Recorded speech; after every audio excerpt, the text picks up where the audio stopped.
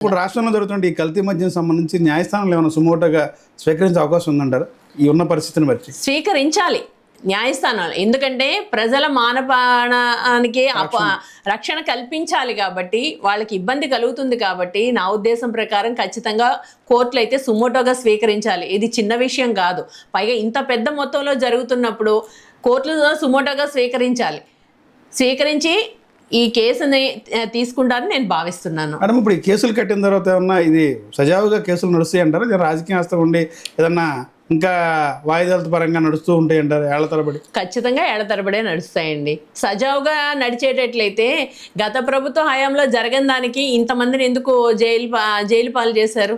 అది మొన్న మిథున్ రెడ్డి గారి కేసులోనే అర్థమవుతుంది. ఇది తప్పుడు కేసు అని. ఆయన డే 1 నుంచి రిలీజ్ అయ్యేంత వరకు ఒకటే మాట చెప్పారు, అదే మాట నమ్మారు. అప్పుడే అలా జరిగింది అని అంటే ఇప్పుడు ఇన్ని వందల మందిని తీసుకెళ్లి లోపల వేయాలి. నా ఉద్దేశం ప్రకారం అమ్మిన వాడి తయారు చేసిన వాడి దగ్గర నుంచి, తయారీకి ప్రోత్సహించిన వాడి దగ్గర నుంచి, అమ్మిన వాడి వరకు ప్రతి ఒక్కళ్ళని కూడా అరెస్ట్ చేయాలి. అరెస్ట్ చేస్తేనే అప్పుడు ప్రజలకి న్యాయం జరుగుతున్నట్టు. ఇంకా సంతోషించాల్సిన విషయం ఏంటంటే, నిన్ననే చీమకుర్తి దగ్గర ఒక విలేజ్, ఆ విలేజ్లో ఉండే ప్రజలంట 2000 మంది. అక్కడ ఉండే 6 బెల్ట్ షాపులంట 2000 మందికి.